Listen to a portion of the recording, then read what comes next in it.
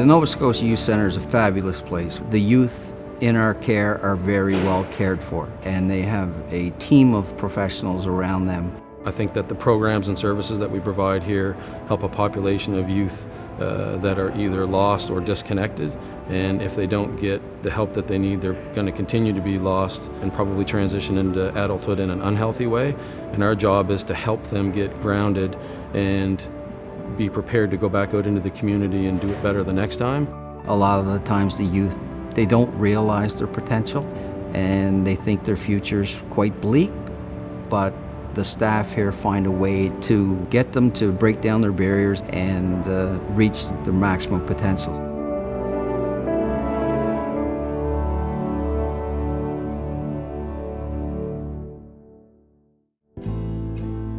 First day the Youth Centre opened was June 20th, 1988. At the time was the Young Offenders Act, and we were here to work with the youth to try to coach and mentor them and show them a better way, so to speak. And back in those days, we had over 100 kids, 115, 20 kids. So when the YCJ came in, the Youth Criminal Justice Act came in 2003, our population decreased 30–40% within the first few weeks. The YCJ only incarcerated kids that really needed to come to custody. So now our population has remained fairly low over the years. Most of the youth here are very high risk. They would have violent charges in their history. They're typically struggling with drug use and with managing their emotions, and it's those things that bring them into conflict with their parents and with the school system. And when you combine that with distorted views, attitudes and orientations, things that can be negative or more slanted towards the criminal lifestyle, just makes it really difficult for them to exist in the community, and that's what brings them into us. When you're 15, 16, 17 years old and you haven't had the opportunities that other youth in our province has had, when you come to Waterville and spend any amount of time with us, the message is positive. You can do better. Let's set some attainable goals, and let's see where this will take you.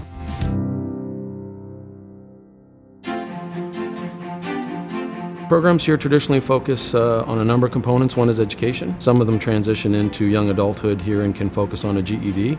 We focus on emotional regulation or anger management.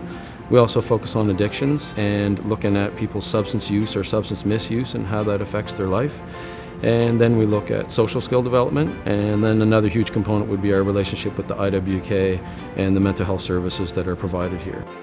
Our secure care unit is a 3-bed unit that services the youth here. Some of the youth might be struggling with significant or concerning mental health issues, and where it would be seen that being in the unit would kind of meet their needs a bit better in terms of treatment or intervention. And then in addition, we can also provide services through our social workers, psychologists, psychiatry, and healthcare for the other youth that are in the facilities.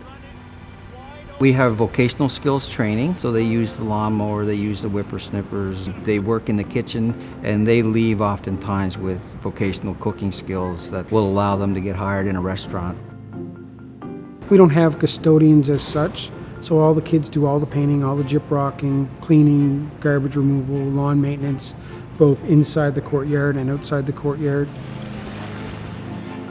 I tap into a lot of different agencies to pull off some work projects that better the community. When we do these cemetery cleanups, they learn how to survey, they learn how to put in fence posts, they learn all kinds of skills, but what they come back doing is feeling so much pride. You really you see the difference in the youth.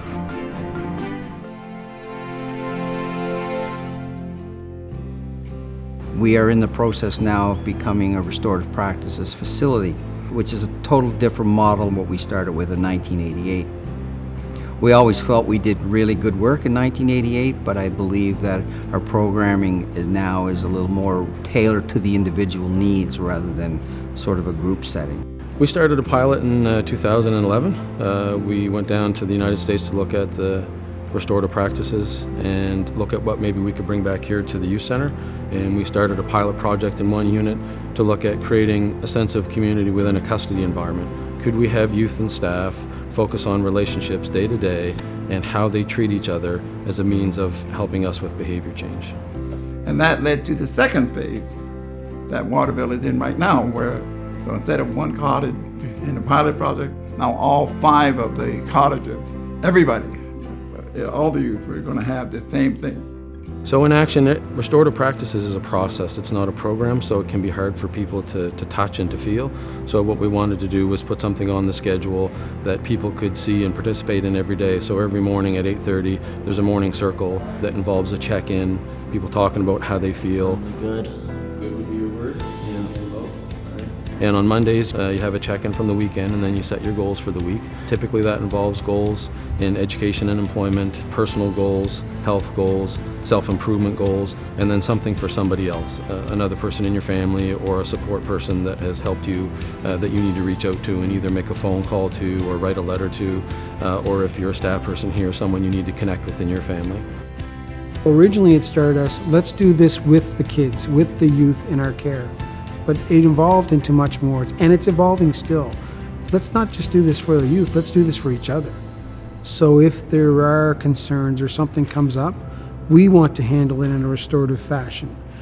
Bringing staff together to talk about things and how we could do it better, and that's across the board. That's just not frontline staff, that's maintenance, kitchen, admin staff. We want everyone to receive the training. We're the only youth institution that I'm aware of, and I've searched the literature high and low, that says we are committed in this institution to utilize restorative practice for all relationships. And in that respect, they are unique in the world. So having restorative practices, it's kind of made everyone speak the same language. You learn it, you see it, you experience it. You can't predict it, you gotta live it. But if you live this process every day, you see it. And you know you made a difference with people, and they know it too. You see the youth start to feel much better about themselves. They're seeing health care, they're getting stronger, they're working out where a lot of the times they probably wouldn't exercise. It's just a healthy lifestyle all the way around, and if they're with us for any period of time, those positive lessons that we pass along to the youth, they can't help but some of them to stick.